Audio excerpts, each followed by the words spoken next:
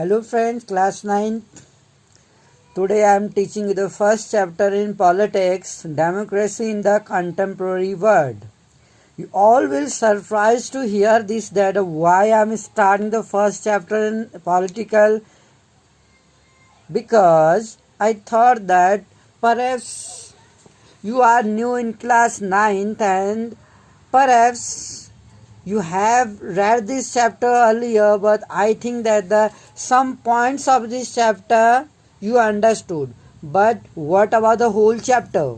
So that is why I thought that perhaps I should tell this chapter once again so that easily you can know about this chapter. So let us begin. This in the democracy, the chapter name is democracy in the contemporary world. जो contemporary है उस समय का, उस एक years को हम अगर कंपेयर करें, समकालीन जिसे हम कहेंगे कंटेम्प्रोरी, तो दो टेल्स हैं. There are some extract from the last speech of Salvador Allende. जो कुछ एक्सट्रैक्ट, कुछ वर्ड लिए गए हैं ऊपर, जिसमें कुछ लास्ट वर्ड कहे गए हैं सैल्वाडोर अलांडे के द्वारा. He was then president of Chile. जो सैल्वाडोर अलांडे था वो चाइल का प्रेजिडेंट था. A country in South America. South America एक कॉन्टिनेंट है, तो साउथ अमेरिका में चाइल देश का प्रेजिडेंट था. The speech was given in the morning. और इसके द्वारा एक स्पीच दी गई थी. 11 सितंबर 1973 को उसने एक भाषण दिया. The day his government was overthrown. और 11 सितंबर 1973 was a historical date in the history of Chile, क्योंकि इस दिन मिलिट्री ने, जो मिलिट्री कूप थे, उन लोगों ने फोर्सली अलांडे का जो शासन था, गवर्न था, उसको निकाल फेंका. Allende was the founder of leader of socialist party. जो चाइल्ड में एक सोशलिस्ट पार्टी थी उसका लीडर था. जैसे हमारे देश में पार्टीज हैं, पॉलिटिकल पार्टीज, ऐसे ही चाइल्ड में सोशलिस्ट पार्टी थी, उसका लीडर था Salvador Allende. And led the Popular Unity. उसने क्या किया, एक पॉपुलर यूनिटी के तहत कोलिजन गवर्नमेंट बनाई वहाँ, and to victory in the presidential election. गठबंधन जब इसने बनाया पॉपुलर यूनिटी, तो 1970 में इसने प्रेसिडेंट का इलेक्शन जीता. After being elected as a president, president बनने के बाद, after becoming a president in the Chile, the president became a very popular. He did many reforms. कई सारे रिफॉर्म्स किए. Allende had taken several policy decision. Allende ने कई सारी policies, नीतियां जो थी, डिसीजन लिए गए. गरीबों की मदद की, मजदूरों की मदद की, एंड इंक्लूडेड, और कई सारे रिफॉर्म्स किए एजुकेशनल फील्ड में. गरीबों के बच्चों को फ्री में दूध दिया गया. एंड जो ज़मीनें थी, जो लैंडलेस लोग थे, उनको भूमि बांटी गई. ये अलांडे के द्वारा किए गए इम्पोर्टेंट वर्क हैं, जिनके लिए शायद चिली के लोग उन्हें कभी ना भूल पाए. These included reforms. ये जो शिक्षा में सुधार था, जो गरीबों के लिए, जो मजदूरों के लिए उन्होंने सुधार किए, और जो लैंडलेस फार्मर्स थे उनको लैंड डिस्ट्रीब्यूट किया, और जो फॉरेन कंपनियां उनके देश में नेचुरल रिसोर्स को यूटिलाइज कर रही थी, उनके लिए अपोज किया. पॉलिसियां बनाई कि रिस्ट्रिक्शन लगा दिया कि नेचुरल रिसोर्सेज का यूज उनके देश में ही करेंगे. अब जो वहाँ इंडस्ट्रियलिस्ट लोग थे, या जो बिजनेसमैन थे, या जो आउटर कंट्रीज थे, उन लोगों को अलांडे के ये रिफॉर्म्स कुछ खास पसंद नहीं आए. It means the outer country, foreign country, as well as the rich people, the businessmen, traders, and many other people didn't like the reforms of the presidents. Landlord जो लोग थे, क्योंकि लैंडलेस जो लैंडलॉर्ड थे, जमींदार जो लोग थे, वो क्यों खुश होते? How could the landlord happy with the Allende work? Already Allende provided lands to the landless laborers, redistributed the lands, and most of the farmers who were landless earlier, now they could cultivate after distributing the lands. After reforming in land reform में सुधार करने के बाद तो बहुत सारे जो जमींदार थे उनके अपोज में हो गए। तो सम अदर पॉलिटिकल पार्टी जो चाइल्ड की अपोजिशन पार्टी, उनको क्या हुआ, गवर्नमेंट का उन्होंने क्या किया, अपोज किया, प्रोटेस्ट किया। Many opposition party in child were against the government policies and many foreign countries also। बहुत सारे जो देश थे वो भी चिढ़ गए थे, उन्हें पसंद नहीं आया एलएनडी के इस तरह के रिफॉर्म्स करना, जिससे कि उनकी पॉलिसी के अकॉर्डिंग उनके देश के नेचुरल रिसोर्सेज मिनरल्स को केवल वही यूज कर सकते थे, अपने ही देश में मिनरल्स को यूटिलाइज करना, मैन्युफैक्चर्स करना उनका मेन एम था। तो कहीं ना कहीं ये देश के लिए, डेवलपमेंट के लिए सही होता, लेकिन जो वहाँ पॉलिटिशियंस थे चिली में, बिजनेसमैन थे, ट्रेडर्स थे, इंडस्ट्रियलिस्ट थे, उन लोगों को एलएनडी के इस तरह के रिफॉर्म्स, चाहे एजुकेशनल में रिफॉर्म्स किए हों, या पुअर लोगों को मिल्क और ब्रेड प्रोवाइड किया हो, या लैंड डिस्ट्रीब्यूट किया हो गरीबों को जिनके पास ज़मीन नहीं थी, या मिनरल्स पॉलिसी लागू की हो, खनिज नीति लागू की हो, कोई भी काम इन लोगों को पसंद नहीं आया। तो 1973 में जो 11 सितंबर 1973 को क्या हुआ, एक मिलिट्री जो थी, आर्मी जो थी वहाँ पर, उन्होंने क्या किया, टुक ओवर, सी पोर्ट पर कब्जा किया, टुक ओवर कैप्चर किया। और जो डिफेंस मिनिस्टर थे, चाइल्ड कंट्री के जो डिफेंस मिनिस्टर थे, रक्षा मंत्री, उनको अरेस्ट किया गया मिलिट्रियों के द्वारा। When he arrived at his office, जब वो अपने ऑफिस में आया तो उसी टाइम पर मिलिट्री कूप ने उनको अरेस्ट कर दिया। द मिलिट्री जो कमांडर था, military commander asked the president to resign, military commander ने प्रेसिडेंट को रिजाइन करने के लिए कहा। Allende refuse to resign, Allende ने रिफ्यूज कर दिया रिजाइन करने से और देश छोड़ने से, क्योंकि the military coup, the military commander forced to Allende to either leave the country और आइदर रिजाइन, या तो देश छोड़ने के लिए कहा या रिजाइन करने के लिए कहा, और एलांडे दोनों में से ही कुछ नहीं करना चाहता था। बट रियलाइजिंग द डेंजर, लेकिन वो एक खतरे को भाप गया था, देश के लिए जो खतरा मंडरा रहा था, उसके ज़िंदगी के लिए जो खतरा था, उसकी लाइफ को खतरा था, तो इसीलिए उसने पीपल को एड्रेस किया रेडियो में अनाउंसमेंट की उसने, which we read in the beginning, जो हमने बिगिनिंग में पढ़ा कि उसने देश के लिए जो संबोधन किया, जो स्पीच दी थी, वो क्या थी। देन द मिलिट्री जो थी सराउंडेड द प्रेसिडेंट हाउस जो था उसके चारों ओर मिलिट्री ने घेर लिया, एंड स्टार्ट बॉम्बिंग, और उस पर बमबारी करनी शुरू कर दी एलांडे के प्रेसिडेंट हाउस के चारों ओर। President Allende died in military attack, जो एलांडे था वो इस मिलिट्री हमले में मारे गए। दिस वॉज द सेक्रीफाइस, ये वही बलिदान था जिसके बारे में उन्होंने अपने अंतिम भाषण में कहा था। एक ऐसी गवर्नमेंट जो थी जिसे पीपल के द्वारा इलेक्ट किया गया था, the government which were elected by the people, उसको ओवरथ्रोन किया गया एक मिलिट्री के द्वारा।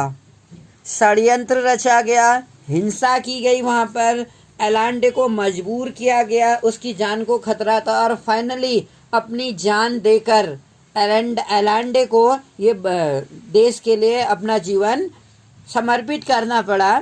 What took place in Chile on 11 सितंबर 1973, और क्या घटित हुआ, ऐसा क्या हुआ था 11 सितंबर को मिलिट्री कूप के द्वारा।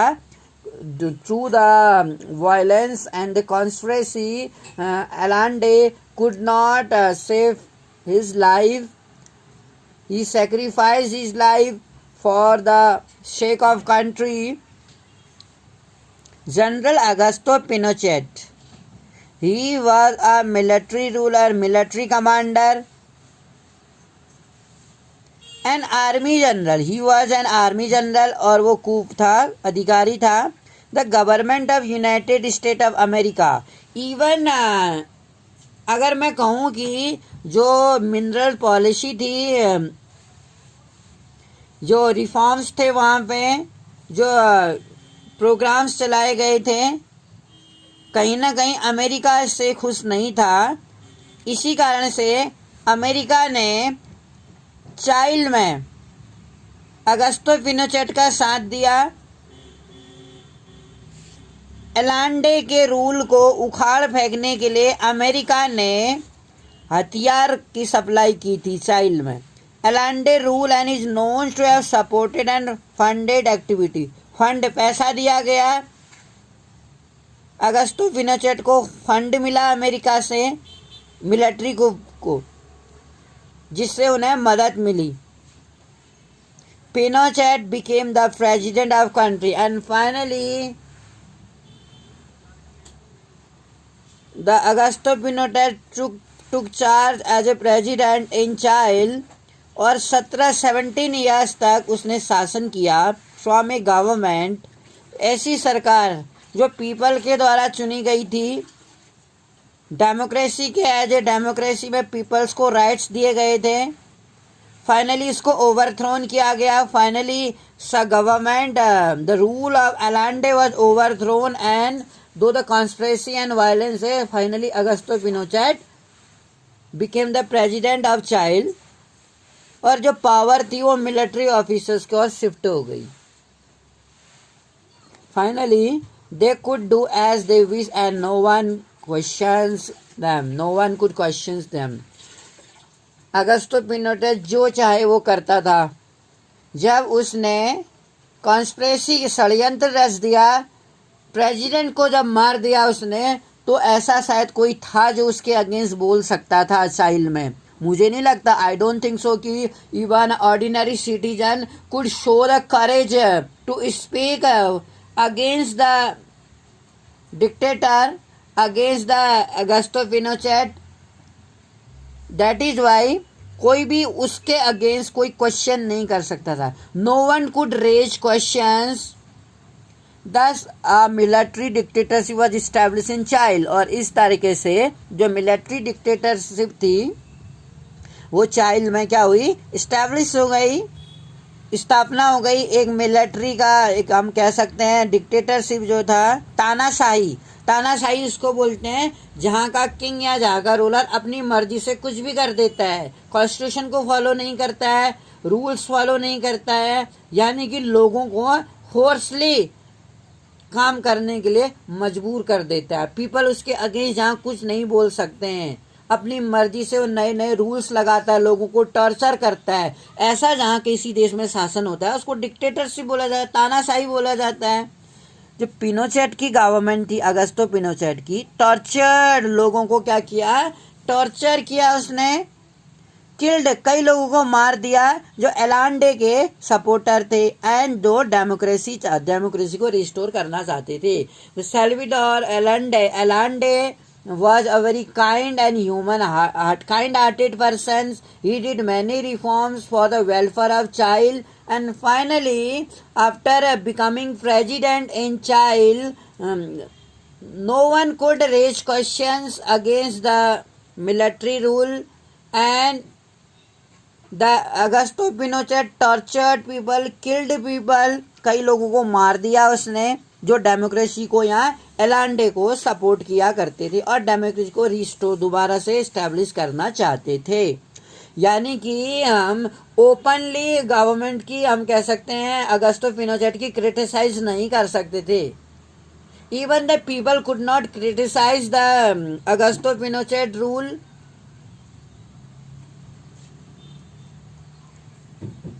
दे इंक्लूडेड जनरल अल्बर्टो बैचलेट, वहीं पर एक जनरल थे आर्मी में, Alberto Bachelet, Chilean air force में थे वो, और मैनी अदर ऑफिसर्स भी थी उनके साथ। उन लोगों ने अगस्तो पिनोचेट के कूप को ज्वाइन करने से मना कर दिया, रिफ्यूज, इनकार कर दिया। Alberto Bachelet as well as the other commanders, other officers with the Alberto Bachelet refused to join the coup. और जैसे ही उन्होंने अगस्टो पिनोचेट के कूप को ज्वाइन करने से इनकार कर दिया तो फाइनली क्या हुआ, आप समझ सकते हैं कि अल्बर्टो बेचलेट और अल्बर्टो बेचलेट के अदर्स उनके साथ जो ऑफिसर्स थे उनको मार डाला। और जो अल्बर्टो बेचलेट की वाइफ थी, बेचलेट वाइफ, और उनकी बेटी अल्बर्टो बेचलेट की बेटी को जेल में डाल दिया और वहाँ पर उनको टॉर्चर किया जाता था। More than 3000 people where killed by the military. लगभग 3000 से ज़्यादा लोगों को मिलिट्री के द्वारा मार डाला गया और बहुत सारे लोगों को रिपोर्टेड मिसिंग, यानी वो गुमशुदा हो गए, मिसिंग हो गए। नोबडी न्यू, कोई नहीं जानता था कि आखिर वो कहाँ गए। No one know what happened to them, उनके साथ क्या हुआ, उनको एक गुमशुदा के तहत गुमशुदा दिखाया गया। एंड रिस्टोरेशन ऑफ डेमोक्रेसी, इस तरह से हम देख सकते हैं कि एक रिस्टोरेशन डेमोक्रेसी का जो होना था चाइल्ड में, वो किस तरीके से हुआ। पिनोचेट का जो मिलिट्री डिक्टेटरशिप थी, तानाशाही, उसका आखिर अंत हुआ। After he decided to hold a referendum, एक रिफरेंडम लागू करने के लिए उसने न जाने क्यों ऐसा मन बनाया। 1988 में जो रिफरेंडम था, ई फेल्ट, उसने ये कॉन्फिडेंट किया, ये भरोसा, कॉन्फिडेंट था, वो विश्वास था उसे कि अपने जो रेफरेंडम था उसमें पीपल वुड से यस, लोग उसी को यस बोलेगी और उसी को पावर में रहने देगी।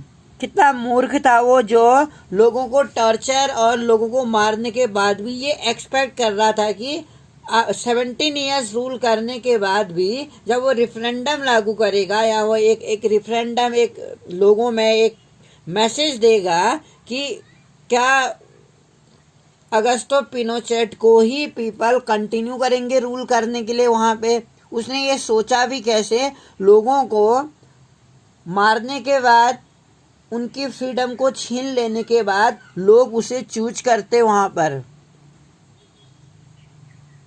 But the people of child, लेकिन जो पीपल थे चाइल्ड के, वो भूल चुके थे, forgotten their democratic tradition, their vote was a decisive no to Pinochet. उनका जो वोट था वही एक बड़े मात्रा में एक पावरफुल था जिससे वो पिनोचेट को ना बोल सकते थे। This led to Pinochet losing first is political, इस तरीके से सबसे पहला जो झटका लगना था पिनोचेट को, लूजिंग फर्स्ट, अपना पॉलिटिकल पोजीशन को और उसके बाद उसकी मिलिट्री पावर को कम करना, यानी उससे वो हाथ धो डिसमिस हो सकता था। The hope Allende expressed in his last address was realise, the hope, जो आशा थी जो एलांडे ने एक्सप्रेस की थी अपने लास्ट मैसेज में, फेलोनी कॉवर्डाइज एंड ट्रेसन वेर फाइनली पनी, जो कॉवर्डाइज है, कायर हैं, जो ट्रेसन वेर फाइनली उनको क्या किया जाएगा, पनिश किया जाएगा। पॉलिटिकल फ्रीडम वाज रिस्टोर, जो पॉलिटिकल फ्रीडम थी उसको रिस्टोर की गई। तो हम कह सकते हैं किस तरह से पिनोचेट का रूल था। दो राजद्रोह किया था, फेलोनी मीन्स राजद्रोह, कावर्डाइज कायरता और ट्रेसन किया गया था। फाइनली पनिश, उनको पनिश्ड करना था, ऐसा बोला गया था एलांडे के द्वारा कि जिस तरीके से जिन लोगों के द्वारा एक कायरता, राजद्रोह या घोर अपराध किया गया है, पॉलिटिकल फ्रीडम वाज रिस्टोर, और लास्ट में पॉलिटिकल फ्रीडम रिस्टोर होगी। Since then Chile has held 4 presidential election, Chile में क्या किया गए थे, 4 प्रेसिडेंशियल इलेक्शन हो चुके थे तब से, इन विच डिफरेंट पॉलिटिकल पार्टी है पार्टिसिपेटेड, जिसमें क्या किया था, अलग अलग पॉलिटिकल पार्टीज ने पार्टिसिपेट किया था। Slowly the army's role in the country, धीरे धीरे जो आर्मी का रोल था कंट्री की गवर्नमेंट में काफ़ी क्या हुआ, उसको एलिमिनेट कर दिया गया, बाहर कर दिया गया। द इलेक्टेड गवर्नमेंट, और फाइनली जो इलेक्टेड गवर्नमेंट थी वो पावर में आई और इंक्वायरी की गई पिनोचेट के रूल की। पिनोचेट का जो शासन था वो कैसा था।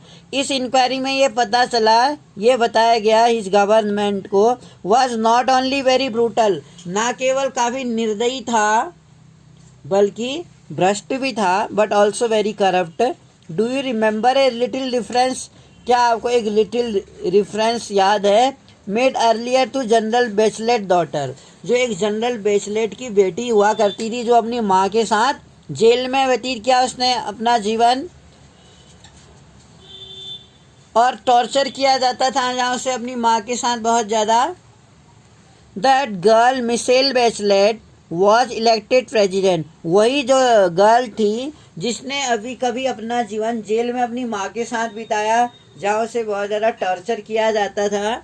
फाइनली वो चाइल्ड की प्रेसिडेंट बनी 2006 में। A medical doctors and a moderate socialist जो थे, Michelle became the first women, वो पहली वुमेन्स बनी जो डिफेंस मिनिस्टर बनी लैटिन अमेरिका की। इन द प्रेजिडेंशियल इलेक्शन, अपने प्रेजिडेंशियल इलेक्शन में she defeated one of the child richest man, child के सबसे धनी व्यक्ति को हराया उसने इलेक्शंस में। In this photograph of victory speech, अपने इस विक्ट्री जीत के भाषण में वो सपोर्टर्स को कुछ कह रही है। वो कहती है because I was the victim of hated, मैं एक विक्टिम थी। I have dedicated my life, मैंने अपना जो जीवन समर्पित किया टू रिवर्स, किसको बदलने में, रिवर्स करने में, हेटेड घृणा को, टर्न इनटू अंडरस्टैंडिंग, एक समझ और सहनशीलता मैंने डेवलप की।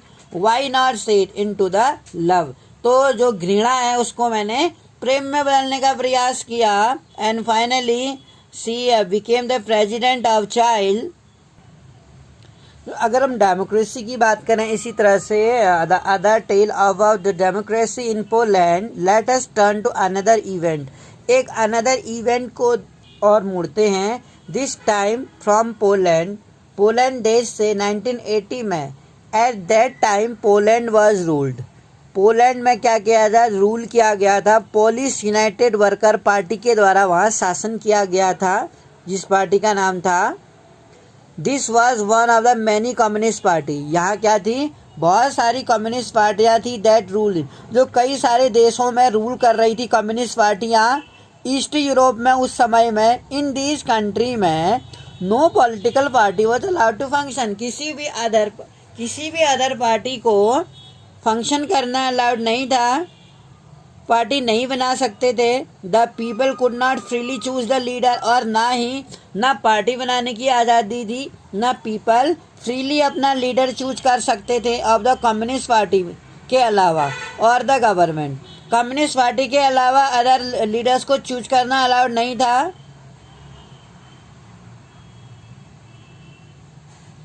Those who spoke against the leader, और वो लोग जो इसके अगेंस्ट बोलते थे नेताओं के और पार्टी के या सरकार के, उन्हें जेल में डाल दिया जाता था। Government were put in prison. The government in Poland was supported and control, जो गवर्नमेंट थी पोलैंड की वो सोवियत यूनियन के अंडर काम करती थी, क्योंकि सोवियत यूनियन जो था उस समय बहुत ही बड़ा और शक्तिशाली कम्युनिस्ट स्टेट था।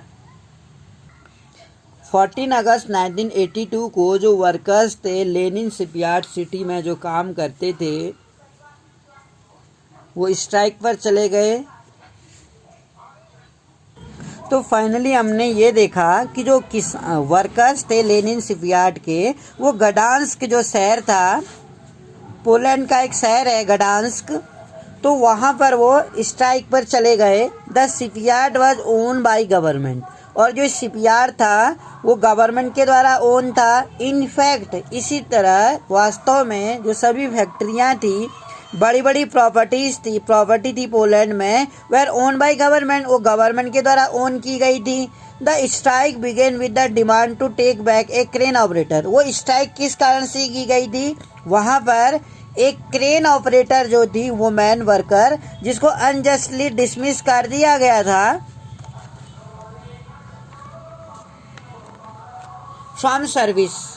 एक लेडी क्रेन ऑपरेटर को उस शिपयार्ड में जो काम करती थी वहाँ से उसे डिसमिस कर दिया गया था। दी स्ट्राइक, हालांकि जो स्ट्राइक की गई थी उस लेडी को रीअपॉइंट करने के फेवर में और इनजस्टिस के अगेंस्ट जो स्ट्राइक थी वो इलीगल थी, because trade union independent of ruling party were not allowed. क्योंकि जो ट्रेड यूनियन था वहाँ जो व्यापार का संघ जो था इंडिपेंडेंट जो रूलिंग पार्टी की तरफ से वो अलाउड नहीं था, यानी ट्रेड यूनियन बनाना अलाउड नहीं था पार्टी की तरफ से पोलैंड में। एज द स्ट्राइक कंटिन्यू, लेकिन जैसे ये स्ट्राइक कंटिन्यू रही, एक फॉर्मर इलेक्ट्रीशियंस था वहाँ पर जो उसी शिपयार्ड में काम किया करता था जिसका नाम लेच वेलेसा था। उसने इस स्ट्राइकर्स यानी हड़ताल करने वालों को ज्वाइन किया एंड ही वर डिसमिस। वह भी कभी 1976 में इस सर्विस से डिसमिस किया गया था। अब उसे लेच वेलेसा को डिसमिस इसलिए किया गया था क्योंकि वो हाई पे की डिमांड कर रहा था, ज़्यादा सैलरी चाहता था, तो उसे वहाँ से हटा दिया था। तो कहीं ना कहीं उसने जो स्ट्राइक कर रहे थे, जो यूनियन में जो वर्कर्स थे, उन लोगों को सपोर्ट किया। वेलेसा सून इमर्ज्ड एज ए लीडर, एक नेता के रूप में उभर के आया। द स्ट्राइकिंग वर्कर, जो हड़ताल करने वाले वर्कर्स थे, मजदूर जो थे, उनके नेता के रूप में वो उभरा। स्ट्राइक बिगेन टू स्प्रेड, और जो स्ट्राइक थी वो पूरे शहर में फैल गई। नाउ द वर्कर स्टार्टेड, अब वर्कर क्या करने लगे, स्टार्टेड रेजिंग लार्जर डिमांड, अपनी मांगों को ज़्यादा बढ़ाने लगे। They wanted the right to form independent trade union, अब वो चाहते थे, अब वो ना केवल वो लेडी क्रेन ऑपरेटर को अपॉइंट करना चाहते थे दोबारा से, बल्कि एक इंडिपेंडेंट ट्रेड यूनियन भी बनाना चाहते थे। दे ऑल्सो डिमांड, और पॉलिटिकल प्रिजनर जो थे वहाँ, जो पॉलिटिकल नेता जो लोग थे, कैदी के रूप में जो जेल में डाले गए थे, उनको रिलीज यानी छोड़ने की भी डिमांड कर रहे थे। एंड टू सेंसरशिप, जो एक सेंसरशिप लगाई गई थी, जो रिस्ट्रिक्शन लगाया गया था प्रेस में, मीडिया में, उसको भी रिलीज करने की डिमांड करने लगे। अब उनकी जो डिमांडें थी, लेच वेलेसा के अंडर जो एक मूवमेंट चल रहा था, जो स्ट्राइक्स चल रही थी, अब उनकी जो डिमांड थी वो काफ़ी बढ़ने लगी। पॉलिटिकल पार्टी के जो लीडर्स थे, प्रिजनर्स जो थे, कैदी जो लोग थे, उनको छोड़ने की डिमांड चल रही थी। द मूवमेंट जो था पोलैंड में इतना पॉपुलर हुआ कि government had to give in, government को हार माननी पड़ी। गिव इन कहते हैं हार मानना। वर्कर लेड बाय वेलेसा, लेच वेलेसा जो था, जो वर्कर्स थे, उन्होंने क्या किया, 21 पॉइंट्स एग्रीमेंट जो थे गवर्नमेंट के, दैट इंडेड, वो खत्म हो गए। और गवर्नमेंट ने क्या किया, with the government at end their strike, 21 सूत्रीय जो मांगे थी, एग्रीमेंट पर साइन किए गए, इसके बेसिस पर स्ट्राइक को खत्म किया गया। और गवर्नमेंट एट लास्ट जो वर्कर्स थे उनको राइट ट्रेड यूनियन बनाने की उन्हें आज़ादी मिली and their rights to strike, और हड़ताल करने की भी उन्हें फ्रीडम मिली। और अर्लियर में तो उनको किसी भी फैक्ट्री के अगेंस्ट स्ट्राइक करने की परमिशन ही नहीं थी, जैसा कि मैंने आपको बताया। अब वो स्ट्राइक कर सकते थे, ट्रेड यूनियन बना, जब ट्रेड यूनियन बना सकते थे तभी वो स्ट्राइक कर सकते थे, ट्रेड यूनियन तो अलाउड नहीं था। और इसके अलावा पॉलिटिकल पार्टी बनाने की आज़ादी दी गई उन्हें, पॉलिटिकल लीडर्स को रिलीज किया गया जेल से। आफ्टर द गडांस्क, जो एक शहर था वहाँ गडांस्क, एग्रीमेंट में साइन किए गए और एक नया ट्रेड यूनियन सॉलिडेटरी बनाया गया। It was the first time, यह सब पहली बार हुआ जो इंडिपेंडेंट ट्रेड यूनियन था वो बनाया गया in any of the communist, किसी भी साम्यवादी राज्य में। With in a year सॉलिडेटरी swept across, जो सॉलिडेटरी था वो पूरे पोलैंड में स्वेप्ट हुआ and had about 1 crore member इसमें ज्वाइन हुए। रिविलेशंस ऑफ वाइड स्प्रेड करप्शन जो था, और जो कुशासन था, चारों ओर भ्रष्टाचार और कुशासन था सरकार का, मेड मैटर वर्स, जिसके कारण जो मैटर्स थे वो वर्स हो गए रूलर्स के। गवर्नमेंट लेड बाय जनरल जेरुसलेस्की जो था, उसने मार्शल लॉ इम्पोज किया इन दिसंबर 1981 में। थाउजेंड्स ऑफ सॉलिडेटरी जो मेंबर्स थे उनको जेल में डाल दिया गया। फ्रीडम टू ऑर्गेनाइजेबल, और जो फ्रीडम थी उन्हें ऑर्गेनाइज करने की, प्रोटेस्ट करने की, विरोध करने की और एक्सप्रेस ओपिनियन, अपने ओपिनियन को एक्सप्रेस करने की एक बार दोबारा से ले ली गई। अनदर वे अगर हम देखते हैं, वेव जो थी, लहर जो थी स्ट्राइक्स की again organise by Solidarity began in 1988। This time the police जो गवर्नमेंट थी वो क्या थी, काफ़ी वीकर थी, बहुत कमज़ोर थी। द सपोर्ट फ्रॉम, क्योंकि कमज़ोरी का कारण क्या था, जो सोवियत यूनियन थी अनसर्टेन थी and economy was in decline, और वहाँ की जो इकोनॉमी थी काफ़ी डिक्लाइन हो गई थी, गिर रही थी economy. Another round of negotiation जो था विथ वेलेसा रिजल्टेड इन एग्रीमेंट, वेलेसा के परिणाम में जो एग्रीमेंट किया गया अप्रैल 1989 में फॉर फ्री इलेक्शन के लिए कराया गया जो एग्रीमेंट था। Solidarity contested all the seat, और सॉलिडेरिटी ने क्या किया, सभी 100 सीटों पर चुनाव लड़ा सीनेट पर और 99 जीत गई उसमें से। इन अक्टूबर 1990 में पोलैंड में जो था फर्स्ट प्रेसिडेंशियल इलेक्शन में which more than one party could contest, जिसमें पहली बार ऐसा हुआ जहां एक से ज़्यादा पार्टी कंटेस्ट चुनाव लड़ सकती थी, वेलेसा को पोलैंड का प्रेसिडेंट बना दिया गया। फाइनली जो एक वर्कर था, कॉमन वर्कर था, जिसे कभी एक सैलरी बढ़ाने के उसमें कंपनी के द्वारा निकाल दिया गया था क्योंकि वो ज़्यादा सैलरी की डिमांड कर रहा था। एंड फाइनली स्ट्राइक्स मूवमेंट किए और पोलैंड जैसे देश का वो एक वर्कर्स से, कॉमन वर्कर्स से वो फाइनली प्रेसिडेंट तक पहुंचा। तो जो दो फीचर्स हैं डेमोक्रेसी के, इस समय ये पता चलता है, we have read two different kinds of real life stories. The story from Chile, एक जो स्टोरी चाइल्ड की है वो है डेमोक्रेटिक गवर्नमेंट की जो एलांडे से शुरू हुई और जिसको नॉन डेमोक्रेटिक मिलिट्री गवर्नमेंट के द्वारा फाइनली क्या किया गया, रिप्लेस किया गया। In Chile we saw the condition of the people was very critical. तो हमने ये देखा कि किस तरीके से चाइल्ड में एक डेमोक्रेटिक गवर्नमेंट को ओवरथ्रोन किया गया। इन पोलैंड में हमने देखा we track the transition from non democratic governments to a democratic government, जो नॉन डेमोक्रेटिक से डेमोक्रेटिक बनी फाइनली।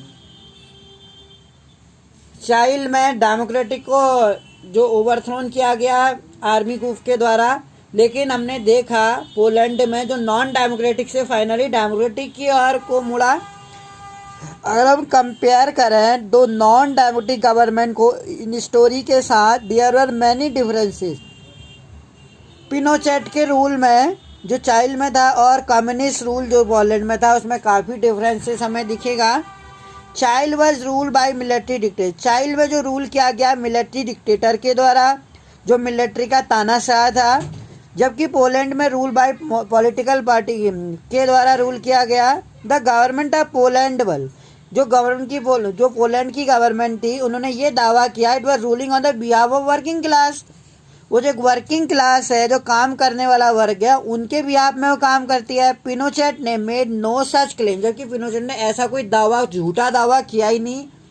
बेशक वो यातनाएं दिया करता था, लोगों को मारा करता था, पीपल उसके अगेंस्ट कुछ बात नहीं कर सकते थे, अपने एक्सप्रेशन नहीं अभिव्यक्ति नहीं कर सकते थे। Pinochet made no such claims and openly favoured big capitalist, और उसने ओपनली बड़े बड़े जो पूंजीवादी लोग थे उनको फेवर किया। Both had some common features, दोनों के पास कॉमन फीचर्स थे। The people could not choose or change, जबकि हम देख सकते हैं चाइल्ड में पीपल के पास ये फ्रीडम नहीं थी कि वो अपने लीडर को चेंज कर सके, रूलर को बदल सके या चूज कर सके उन्हें।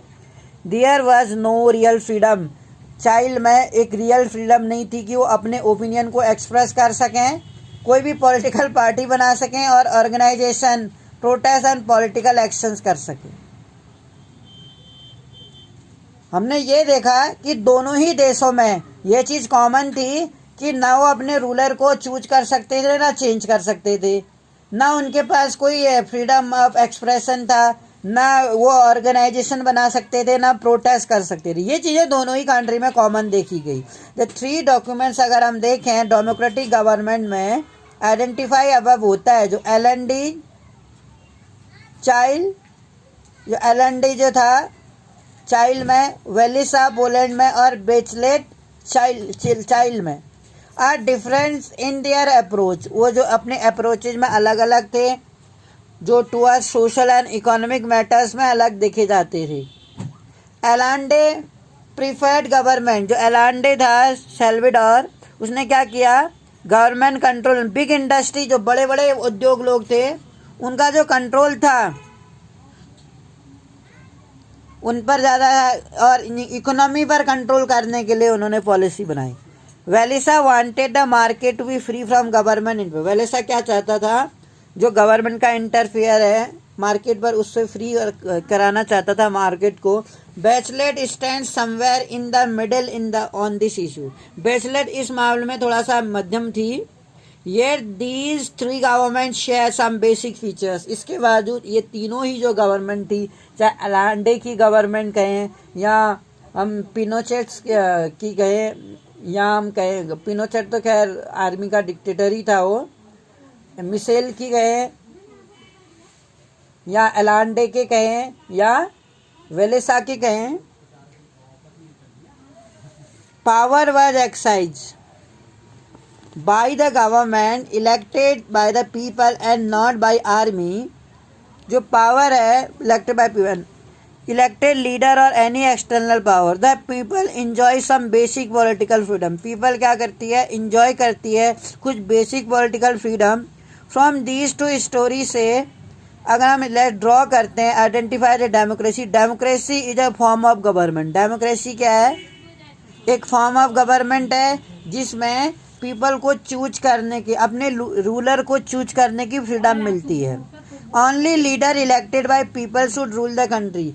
ओनली वही लीडर जो पीपल के द्वारा इलेक्ट होते हैं वो कंट्री में रूल करते हैं, और पीपल हैव द फ्रीडम, और लोगों के पास ये फ्रीडम होती है कि वो अपने व्यूज को, अपने आज़ादी मिलती है उन्हें ऑर्गेनाइज करने की और विरोध करने की।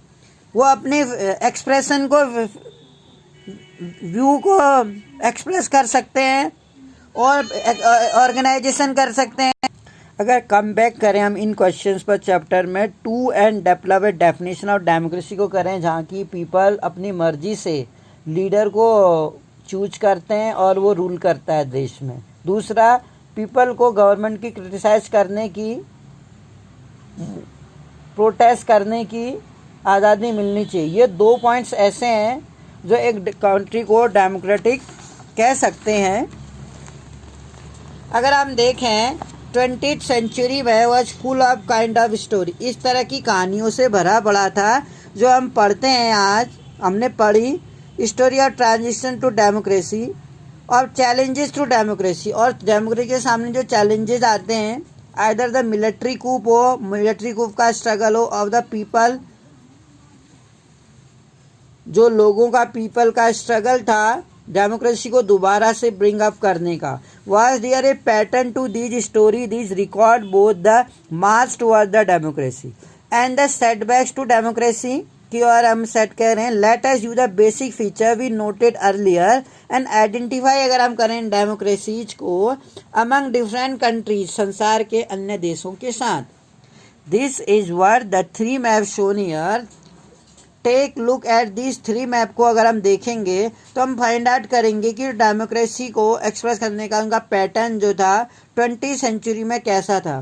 फर्स्ट मैप में डेफिसिट हम कर रहे हैं कंट्रीज में, दैट वर 1950 में कि कितने देश जो थे डेमोक्रेटिक थे। फ्यू ईयर आफ्टर, कुछ सालों के बाद, यानी कि सेकेंड वर्ल्ड वॉर के बाद हमने ये देखा कि this map also show country from the set that already become democratic by 1900 तक।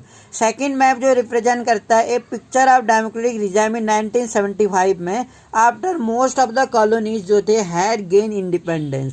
Finally we take another leap and look at democracy in the year 2000। और फाइनली 2000 आते आते हमने देखा संसार में कुछ ही देशों में ऐसे थे जो नॉन डेमोक्रेटिक, लगभग सब देशों में डेमोक्रेटिक इस्टेब्लिश कर दी थी। शायद ये अन्य किसी फॉर्म ऑफ गवर्नमेंट से डेमोक्रेटिक गवर्नमेंट ज़्यादा बेटर मानी गई।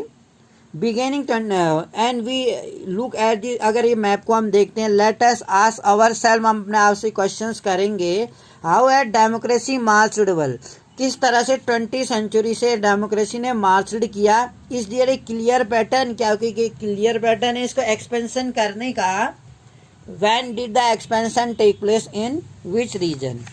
तो बेसिकली हम देखते हैं, अगर समराइज करें डेमोक्रेसी को, अगर हम देखते हैं तो हम पाते हैं कि democracy has expanded throughout the 20th century, 20th century से एक्सपेंडेड हुई है।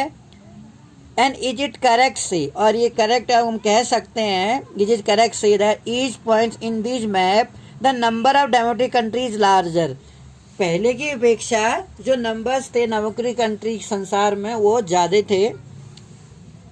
Democracy did not spread evenly in all part of the world, और जो डेमोक्रेसी थी evenly all part of the world में तो नहीं फैली थी एकदम से।